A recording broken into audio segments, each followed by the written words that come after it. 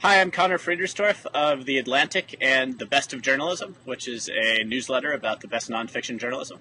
And I am Katherine Mangu-Ward. I'm a senior editor at Reason Magazine. All right, so let's start off today talking about Keith Olbermann, who has just left MSNBC, or was maybe forced out or something.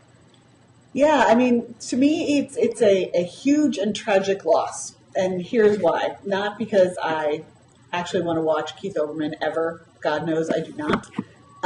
But because he just provided this perfect moral equivalence. He balanced the cosmic forces of left awfulness and right awfulness. For every ridiculous thing that Bill O'Reilly or Rush Limbaugh said, you could always find a perfect parallel Keith Olbermann thing. And the fact is that there are some other contenders out there to the title of awful lefty guy who was basically Bill O'Reilly, but or gal, because of course Rachel Maddow is the obvious choice. But to be honest, she's not nearly as bad. This may just be my weakness for her snarky lesbian charm, but I'm pretty sad to see him go on that token. You make a pretty good case. There are definitely times when I have written "and Keith Olbermann" out of even-handedness, and I guess it'll have to be "and Michael Moore" now or something. Yeah. But everybody knows you don't really mean that. Michael Moore's not the same somehow. Yeah, it's true. It's just a different medium, I guess. I guess despite this blow to journalists who are trying to be even-handed, I'm going to make the case that it's a good thing that Keith Olbermann is gone. And it's basically, I think it's good if any highly rated cable news host leaves the air, because I think cable news is just a terrible medium, and that television news is a terrible medium in general. And if less people watched it, it would be a good thing, and maybe a popular host leaving will cause less people to watch it and do other things that are better uses of their time, like reading or even drinking beer. Do we think that's actually going to happen, though? I mean, the sort of person who settles in for Keith Olbermann is not, it seems to me, likely to say, I think I'm going to read Conor's Best of Journalism today instead of flipping on and seeing whatever they threw up there for an Olbermann substitute. I think there may be a sort of a dispositional category, and that person is always going to seek the cable news awfulness as part of their daily routine. I don't know if I agree. I mean, I think they paid Keith Olbermann the big bucks. I think his last contract was like $35 million because he got people watching MSNBC that wouldn't watch otherwise. And, maybe these people will just go and, watch whatever's on CNN or Fox News or whatever. But I suspect that at least they'll watch different kinds of TV. And maybe those kinds of TV will be kinds of TV that don't fool themselves into thinking that they're informing themselves while they watch TV. Maybe they'll watch, 2.5 Men, and I think I'd prefer that to Keith Olbermann. Well, we can certainly agree on that point. But I actually think, it's not just that you want to be able to write "and Keith Olbermann" in the sentence. I actually think he did offer a kind of convenient two-word way of saying there is no side of the partisan debate that has a monopoly on awfulness, and that without having him on the air, there will be a period where, and I think it's particularly relevant in light of the fact that we're now having this discourse about the discourse, this conversation about the tone of political commentary, that he'll be disappearing right at this moment, and actually might give sort of a false sense that somehow the right is to blame for elevating levels of awfulness, if they exist, which I personally remain a skeptic of. I mean, what do you make of this kind of conversation that seems to be, if anything, gaining steam post Gifford's shooting and other incidents that the tone of the American political discourse has taken a turn for the worse? Well, I mean, I agree with people who say that the tone of American political discourse has always been pretty bad. So there's no doubt about that. I guess where I've come down on this, I have had a sort of long-running critique of talk radio on the right, and while I think that Keith Olbermann on the left is a sort of good example of how there's also absurd rhetoric on the left, I think that the fact that the mainstream media is sort of left-leaning in its temperament and approach kind of skews things, so that, you know, if you ask a hardcore conservative what kind of media they consume, right, it's probably going to be Fox News, or it's going to be Rush Limbaugh, or maybe it's even going to be the Claremont Review of Books, say. But it's going to be a kind of like explicitly conservative enterprise. And I think if you ask a hardcore liberal what kind of media they consume, maybe it's going to be that they read the New York Times, or that they listen to NPR, and those outlets, you know, they kind of skew left in their prejudices, but they also like to think of themselves as being sort of quote unquote objective or even-handed, and I don't think they succeed all the time, but I do think that they succeed sometimes, I guess, and that they make more of a point of trying to be fair, even if they have their own prejudices. Sure. And I'm not really coming down and saying one side or the other is better or worse. I just think that they're different in a way that makes it a little bit misleading to act as if they're just kind of mirrors. And so I take your point that Keith Olbermann isn't, or that Keith Olbermann is a really good example of how there can be this kind of, there can be blowhards on the left, just like there are blowhards on the right. And it's something that I think people do forget and that they shouldn't forget. But if we're trying to kind of look at the whole media landscape, I don't think it's exactly a mirror image, and I struggle myself with how exactly to describe it. But what I worry about as someone who kind of leans right and would like to see sort of better Republicans emerge so that I could like vote for people that I'm excited about on the right, I worry that Rush Limbaugh is like the most popular entertainer on the right by a long shot, and Keith Olbermann certainly wasn't by any means the most popular entertainer on the left. That's true, and I think you're definitely making a good point, which was also made in his way. Since I'm a writer for Reason Magazine and a libertarian, I feel compelled to name drop Adam Smith, who makes this fantastic point about the upside of vanity.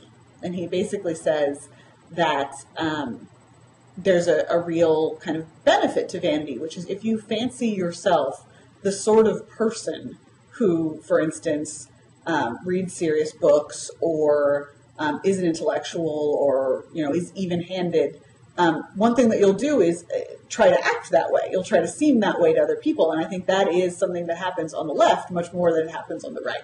Because the left has this deep self-conception of, you know, being kind of mainstream and even-handed and sort of the side of the reasonable, they behave that way. They behave reasonably and as if they are being even-handed. Now, I think that obviously you and I would probably both agree that sometimes that goal isn't achieved, but you know, the right's conception of itself, if there's a sort of vain self-conception there, it's, you know, the underdog, it's the you know, the particularly right-wing media, it's the guy who's being excluded from the conversation, and that produces, you know, that sort of vain self-conception produces an entirely different tone in coverage. Right. It's partly thinking of yourself as the balance as opposed to thinking of yourself as the primary outlet, and it's also a matter of business models. It's you know, you can appeal to a hardcore partisan audience, and that can be a business model, or you can try and appeal to a kind of broad middle of America or of American political opinion, and that's kind of a different business model, and you know, that affects what comes out, even if people aren't consciously thinking of it that way. It kind of affects who you hire and the kind of tone you set and all that kind of thing. Right. I guess we might make a little leap here to another topic that's been in the news lately: the Tiger Mom, the sort of version of which that's come to people's attention, appeared in the Wall Street Journal, and there's of course a new book out by Amy Chua. It's called The Battle Hymn of the Tiger Mom, I think. And that's, I think, also in a way about kind of vanity and self-conception. We've got this image of parenthood, which she specifically sets up against the kind of modern Western coddling, we just want you to realize your inner self and be happy and fulfilled kind of way of bringing up children versus the Chinese mother. And she goes out of her way to say that Chinese mothers needn't actually be Chinese, but that this sort of other mode of parenting where you are very, very harsh and firm and insist on a certain style of dedication from your children, and that you're sort of not happy until they play piano at Carnegie Hall. And I think it's an interesting. It's been interesting how much attention it's gotten. I mean, I sort of. It seems like the sort of piece that you read and you say, "Huh, that's interesting," and you move on. But in fact, it's been the most emailed at the Journal, and David Brooks's reply has been the most emailed at the New York Times for days and days now. What do you make of that? Why has this?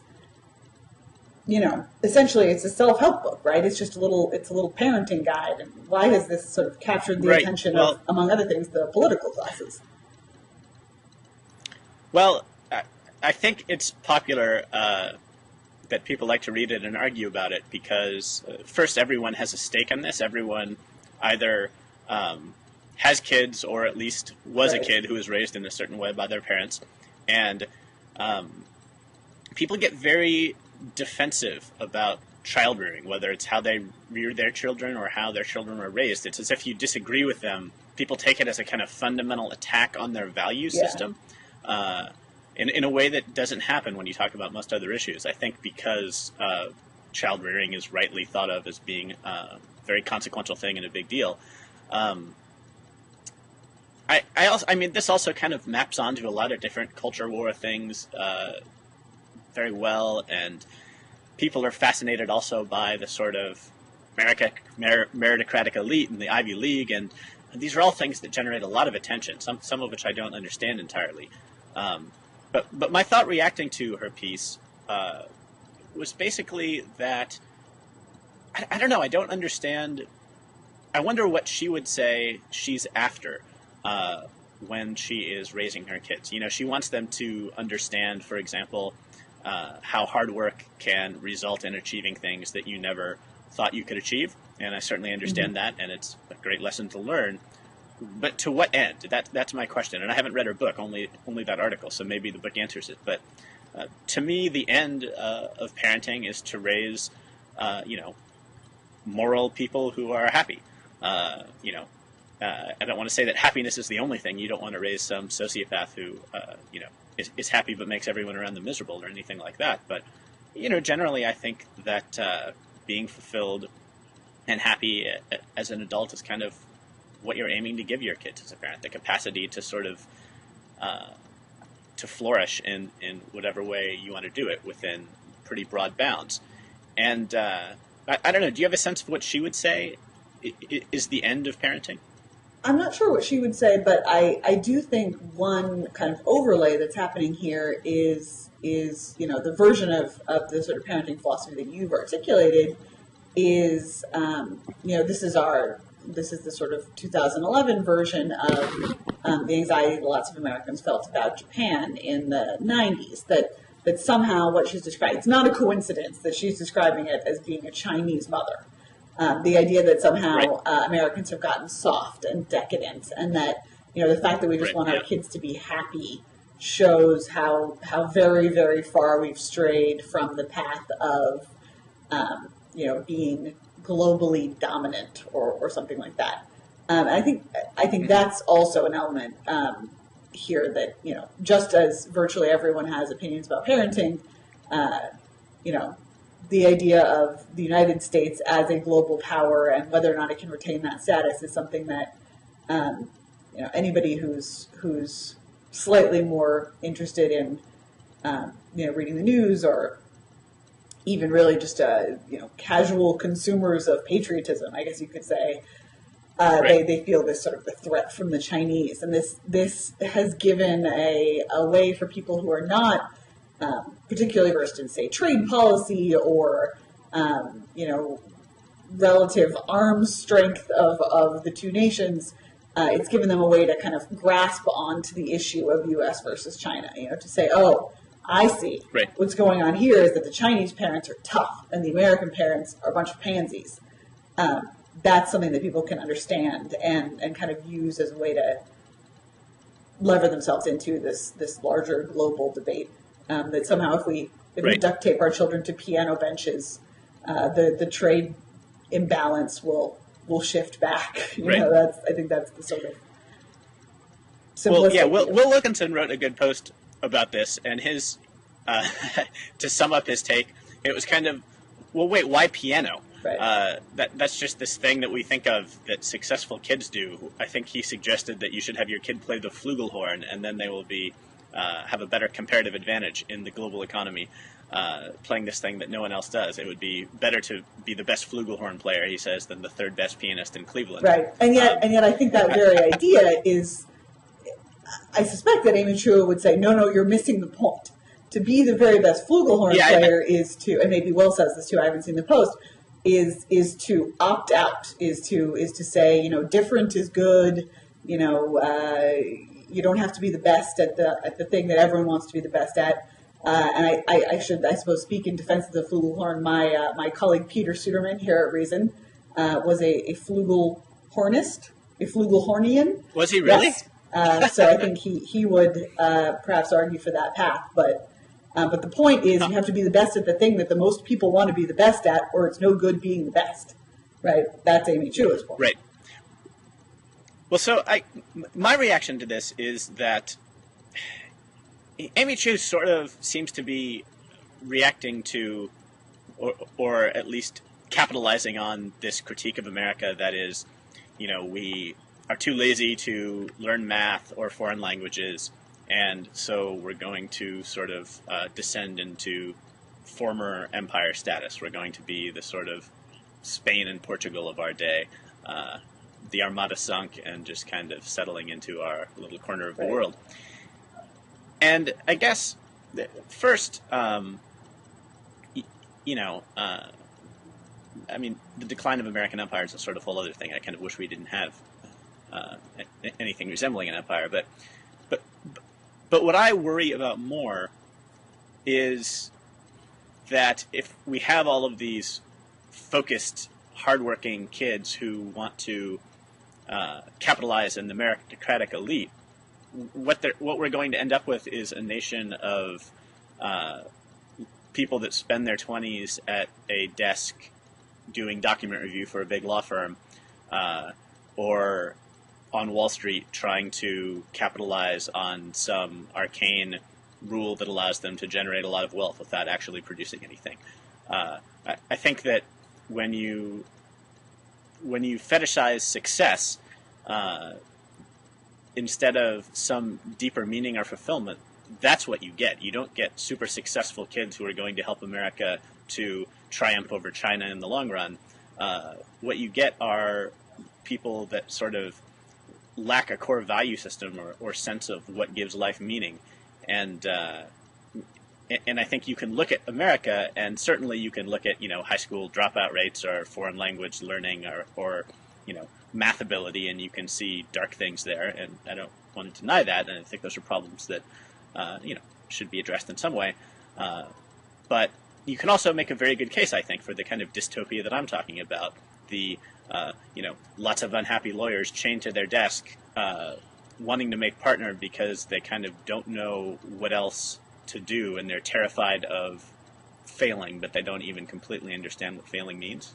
I think that's right, but I also think Amy Chua she's the Michael Pollan of education, right? The thing that she's talking about is a disease of, or a concern of, or a preoccupation of this tiny slice of people who are already at the top of the heap, right? The question of, should my child be such a good violinist or pianist that they play at Carnegie Hall, or should I let them, take arty photographs of their feet because that will make them feel fulfilled? is a question that does not plague most Americans in most times in most places. And I obviously reference Michael Pollan here, just, the idea that we have to carefully calculate whether we should have, organic cage-free hens or whether we have to stop eating eggs altogether, again, is the sort of preoccupation and concern of a very small slice of people. And I think it's easy to confuse, this is the fate of the nation, this is the fate of the food system, this is the fate of the education system, or parenting in the country, with actually this is really just of interest to a tiny slice of people. It's not to say that it doesn't map onto larger issues, and like I said, I think the China thing is a big example of that. But the nation of lawyers never will exist because most people are going to have sort of crappy jobs that they're not particularly excited about and that aren't fulfilling in any way most of the time, no matter whether the tiger moms win out over the hippie moms or whoever the sort of flip side is. So, there is a sense that pieces like this, even though they generate lots of interest, they're aspirational in the same way that watching reality TV shows about rich people are aspirational, or that reading certain magazines are aspirational. People like to think that this is the problem that they're going to have, whether to chain their kids to the piano or merely let them take the fancy piano lessons. And I actually was raised... And if that's... Go ahead. Yeah, go ahead. No, I was just going to say, if that's the choice you have, you're lucky. Yeah, well, I actually was raised on the particular question of musical instruments. I was raised exactly the opposite. I was lucky enough that my parents said, you're good at a lot of things. If you want to play an instrument, that's fine. We will never nag you to practice because we don't want that to be our job, and we don't care if you are good at the flute. And I think that is, in many ways seems quite obviously the right approach. Why in the world would my parents make it a priority for me to be good at playing the flute? And in fact, they cheerfully signed off on my practice checklists every day, saying that I had practiced whatever I was supposed to practice, no matter whether I had or not. And I was self-motivated and learned to play the flute and had a good time with it. And like virtually everyone else, including, I'm sure, Amy Chua's children, after I went to college and kind of put the flute away in the closet, I haven't picked it up since. And I think, the sort of final outcome is not too terribly different for most people, except for that, meanwhile, you hate your parents. So there is that. Yeah, I guess what I thought of from my own childhood reading her piece, I think a lot of people get the lesson she was trying to teach through sports. It's the way that, and I think in many ways sports are a great way to get this lesson, right? Because you're a little kid and you have a basketball hoop up on your driveway and you're 9 years old and you don't have anything else to do after school. So you just stand in the driveway and you love it and you shoot baskets for hours and hours, and you get better at it slowly, and you pretend that you're Magic Johnson or Michael Jordan, and you count down and you launch shots from the street, and then you get older and you play on organized teams. And I at some point switched from basketball to tennis, and played tournaments and practiced, and saw a kind of direct relationship on how practice and preparation led to better outcomes, and that you could improve your abilities in ways you never imagined if you kind of stuck to it. But I loved the sport, and I can look back and intellectualize it and say that that's what I got, but it certainly wasn't a conscious thing at the time. And especially playing tennis, like playing junior tennis in Southern California, you'd go to tournaments and you'd have tennis parents who are some of just the worst parents that there are, the bad tennis parents. I think because junior tennis, it's not like you're on the baseball field where your dad is like yelling in the stands and you can kind of tone him out if he's a jerk. It's like if you have a bad tennis parent, they're standing right by the edge of the court. You're just separated by a chain link fence and like 10 feet. And thankfully, my parents were great and supported me, and they couldn't have asked for a better experience. But there were many occasions when kids and their dad or mom would get in like shouting matches on the other side of the court. And it's very awkward to sort of be there for it. And kids, I saw so many kids burn out that way. It seems to me that at least in tennis, the Amy Chua kind of parent,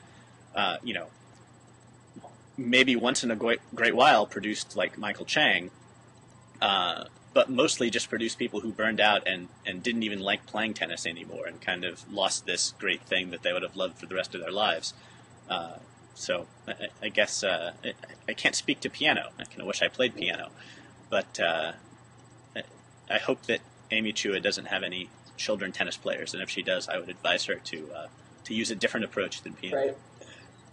At the same time, I think we have, we have this level of debate going on about, the role of parents in education, and then we have the sort of flip side of that, or the bottom part of the scale of education in this country, which is, there are tons and tons of kids who would be much better off having either kind of the parent that she's describing, right? Having anybody who basically cares at all. And I think, there's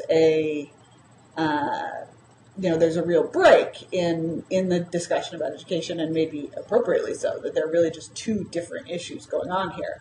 But it's school choice week this week, and, we're having the usual ongoing debate about education, in particular about the role of teachers' unions in that arena. And I wonder, I guess, just what you think about where, if anywhere, the sort of Tiger Mom versus warm and fuzzy Western mom thing maps onto the school choice debate kind of broadly in the country. Is there some parallel of you should let your kids go to the arts charter school if you're a warm fuzzy parent, but not Amy Chua? I don't know. I mean, maybe there's no relationship at all, and in fact, the school choice debate is about something else. It's about just kind of basic, fundamental quality of education in this country. Yeah, I mean, to me, the school choice debate, if you're any kind of parent who has a preference about what kind of school you want your kids to go to, then your kids are probably going to be reasonably well off relative to other people. And I think school choice is a way for people with these involved parents, or, unusually precocious kids who take the initiative themselves, to kind of have an out if they're stuck in a bad place. And I think that it's a very good thing for them to have an out. There's been a lot of sort of walk back on school choice. There have been studies on vouchers recently where longtime school choice supporters have kind of said, well, maybe this isn't the right direction to go after all. And I'll admit to kind of reading through all of this kind of stuff and not knowing what to think. I'm sympathetic to school choice kind of from a distance. But really, when it comes to vouchers or charter schools or whatever, I just kind of want there to be several different, or ideally lots of different models that are kind of being tried and experimented with, both because I think that it's generally good for people that want choice to have it, and also because I'm just very skeptical that state-run things, especially in states as big as California, that you're ever going to have sort of one system in place without it getting calcified and just missing all sorts of important things and missing all sorts of ways to innovate. So while I don't have a sort of hobby horse about this is exactly what the education system should look like, I want different people who are interested in making different models work to be able to sort of get funding and do those different models. And I want people who are going to be a passionate principal in one kind of school to be able to sort of create that kind of school. And maybe that kind of school doesn't work for everyone, but because there's a passionate person in charge of it, works for some people. So that's kind of my take on school choice, and I'll let you talk before I talk about teachers. Yeah, I mean, I think there are kind of two, to me, kind of big players in this who have recently made about faces, who have recently kind of publicly changed their minds on these issues. And the first is Diane Ravitch, who was known very, very broadly as a school reformer and as someone who was sort of affiliated with or thought to be on the right as far as these issues are left and right issues.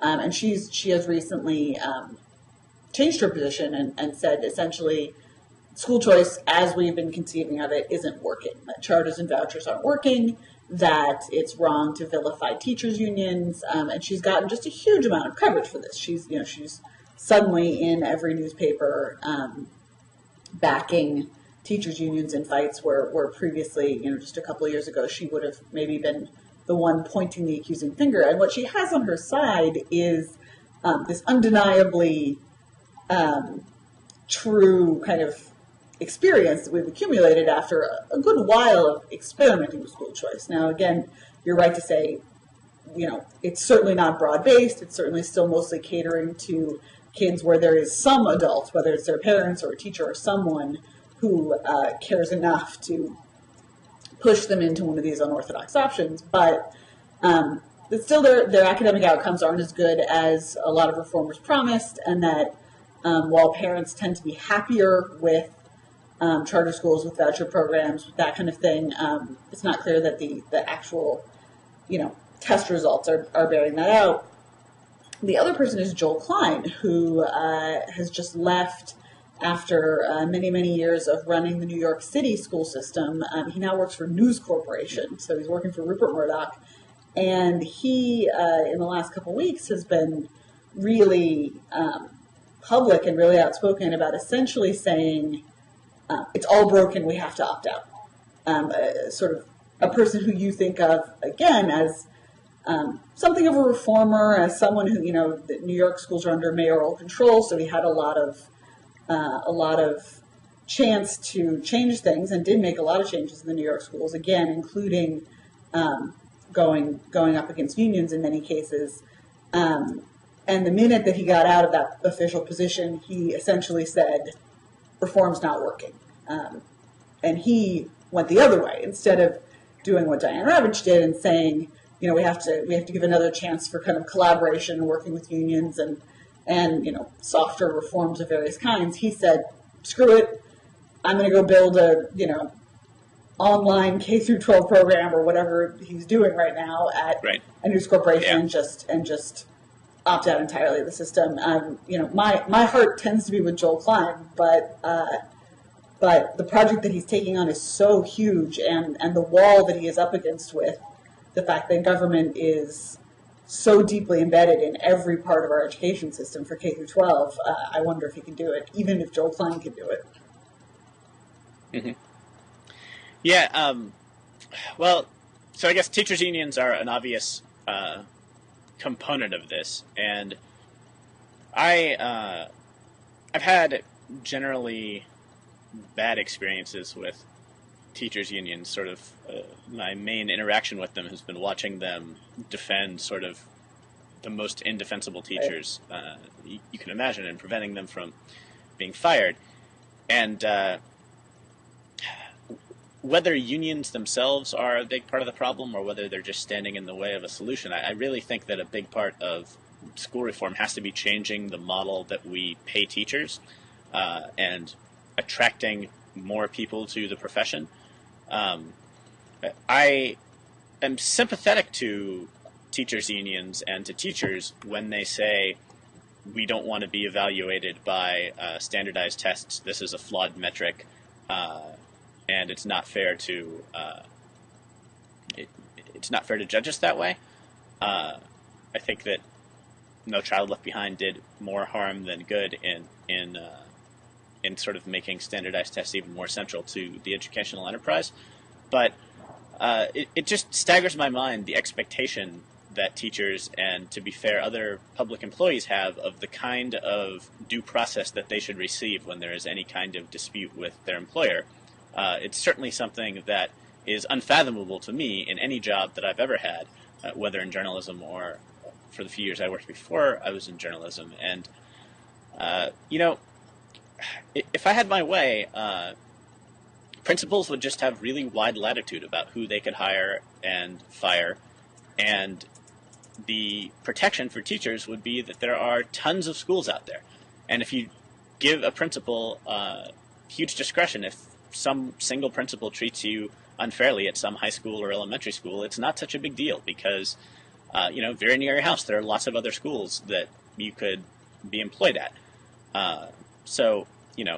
The grand bargain that I would strike if I were, in a room full of teachers would be, look, I think that the best among you should be paid a lot more, but in return you have to accept the fact that you're going to be paid according to performance instead of seniority. And by performance, I don't mean what test scores your kids get. I mean performance as defined by your supervisor, which is how we define performance in basically just about every other industry there is. Yeah, well, and I just can't.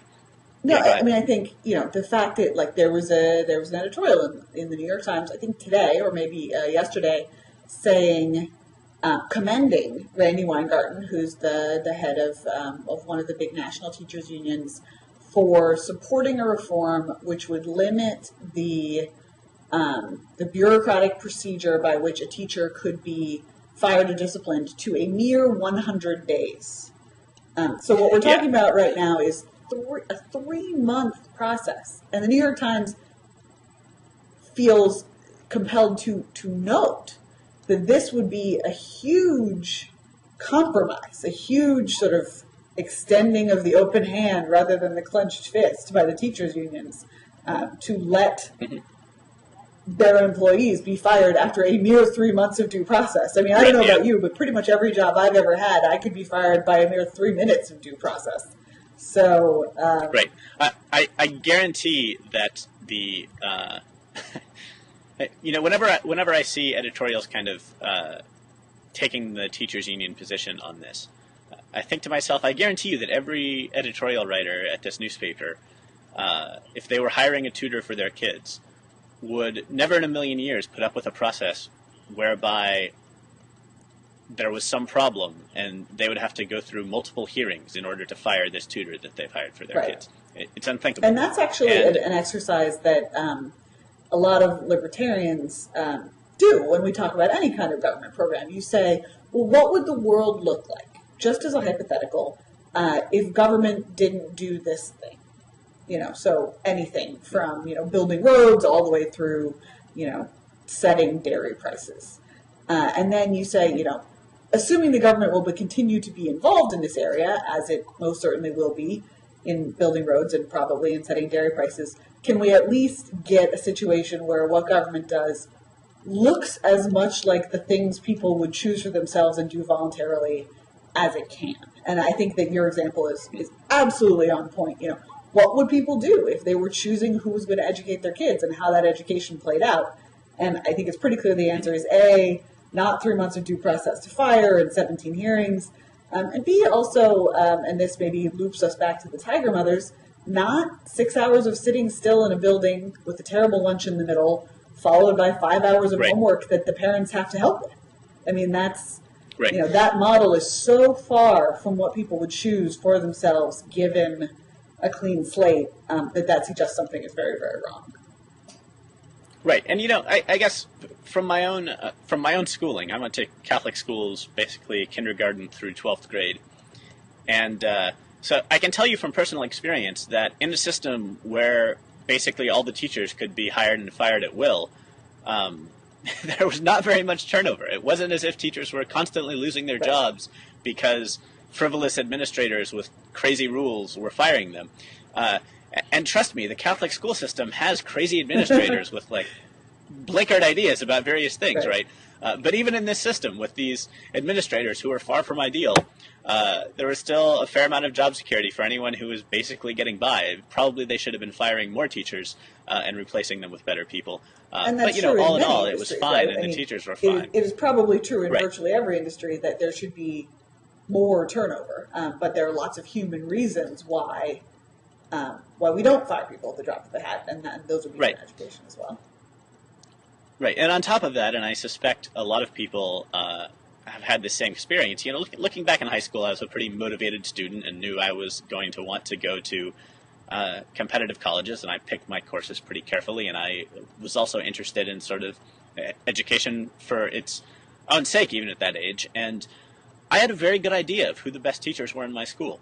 I had a very good idea, when I was getting to senior year English, what teacher I wanted to have. And, I took certain classes. I ended up taking art history merely because the teacher was very good, not because I was particularly interested in the subject, and wound up, fascinated by it and studying it for a few years. And looking back, could I, even if I had a bunch of data, could I prove to you that they were the best teachers? I doubt it. I doubt that I could prove to you that my English teacher was better than the same teachers teaching the other sections. And I don't even know if, the AP test scores in English would have shown that I was better off in her class. From the standpoint of enriching my life, I was certainly better off in her class. And I refuse to believe that some combination of students and parents and principals can't make these judgments at individual schools and figure out who the teachers are that are doing really good work, and who the teachers are that are doing such bad work that they ought to be fired, and who the teachers are that are kind of in the middle and are going to have job security even though they're not spectacular. Also, the thing that unions are arguing against, especially again, Randy Weingarten is very, very sort of clever about how she does this. They suggest that there is this proposal out there to base hiring, firing, and pay decisions exclusively on test scores. And as far as I know, there's no one anywhere who actually thinks that that's what should happen. So in general, when we're talking about stuff like merit pay, or when we're talking about stuff like using value-added scores to make hiring and firing decisions, we're talking about stuff like 25% of the teacher's evaluation would be test scores, or 50%. I think in DC it was Michelle Rhee when she was the chancellor of schools here in DC. There was a hard-fought battle whereby she wedged 25% of the evaluation to be actually test scores based, whereas before it was zero. And also before, a huge, over 90 or 95% of teachers were getting excellent and exceeds expectations evaluations consistently. Right. If you just sort of say to everyone, hey, what do you think about these people that you see every day? Of course, people are going to say, well, they're all right. They're pretty nice. Because if there's nothing to base it on, there's nothing to base it on. Right. I also think that it's important to remember that there are ambitious people that go into a lot of different fields. And, if you think of someone who is sort of at the top of their class at very good schools, and they're very self-motivated, if that kind of person is thinking, well, do I want to go and be a teacher? Do I want to go and work as a lawyer? Do I want to, teaching is not a profession that allows you to sort of think that there's going to be immediate payoff for your ambition. Right. And it seems to me that you lose a lot of people that you would want going into the classroom, because they think to themselves, well, if I work really hard for 5 or 6 years and I stay and work late hours and I show results in the judgment of students and my bosses, even if I do all that, it doesn't really matter. The person who works half as hard as me and has been there twice as long is going to be making 3 times as much money, because of seniority rules and because they gamed the system and took 3 worthless master's degrees from an online university that triples their pay. And that's an exaggeration, probably doesn't triple their pay, but it just the way that compensation is set up takes ambitious people and sends them this signal: this is not the industry for you. That's true, and that's another downside to the current system. I also think, though, I am sympathetic to the increased focus on teacher quality and sort of the ways in which the incentives of the system don't bring quality teachers and don't encourage useful behaviors in teachers who are already there. At the same time, I worry that the emphasis on teacher quality will basically 10 years from now be it'll be just the same as the emphasis on test scores that was institutionalized in No Child Left Behind, and that if we try to rewrite the rules around just bringing in quality people, 10 years from now, again, we'll be saying, oh, we really missed the mark on that. And I think one reason that's true is because it doesn't matter how good a teacher you are if you're in this incredibly inflexible system that we have right now. So, a really great innovative teacher can make a big difference, and we've certainly seen that in, for instance, the data that's come out of the Los Angeles public schools, which the LA Times famously published and caused this huge hullabaloo.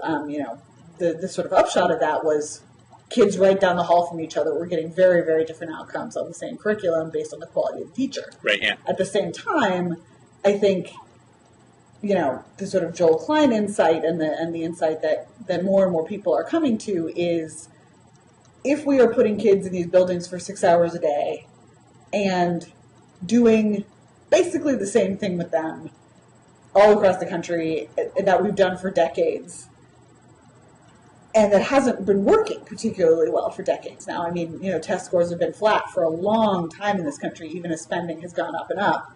And even as what teachers earn relative to the rest of the population has gone up and up.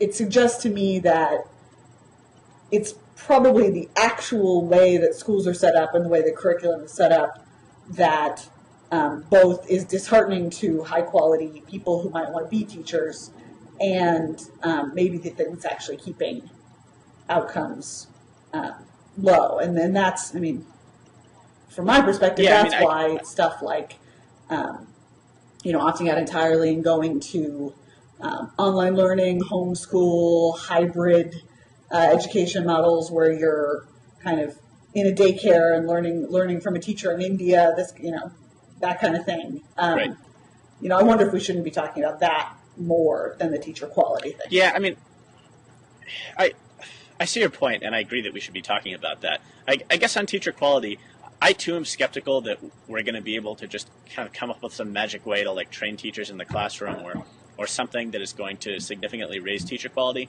But I do think there's one way that we can raise teacher quality pretty dramatically, and that's just to have a lot more people trying to enter the field, just having a lot bigger labor pool that is competing for teaching jobs, and the flexibility to fire people and hire other people. And I think that, again, that's sort of how it would work in any industry, in any other industry. If suddenly you have a lot of applicants, it gets more competitive to get any spot, and over time the overall quality goes up. And so I would much rather take that approach to raising teacher quality than to try and figure out, which precise way of graduate education produces the best teachers, or which particular way of training. And it's not that we shouldn't be thinking about those questions. It's just that, to me, by far the biggest gain to be had, given what we have now, is to expand the pool of people who want to be teachers. And that means not only having more flexibility in hiring, firing, and maybe having a different compensation structure, but also getting rid of some of the barriers to entry and allowing people to have apprenticeships where they spend a couple years at a school rather than having to go through this bizarre credential process, or allowing people, for example, someone who is taught at the college level for several years in some field should be able to teach high school. And that's certainly not the case right now. Without going through some bizarre credential process, and it's not the case right now. And yet, at the same, I absolutely agree that this sort of market mechanism to bring in better teachers rather than the sort of centralized top-down method makes sense. But at the same time, you will excuse my my self-aggrandizement here, but why didn't I become a teacher, right?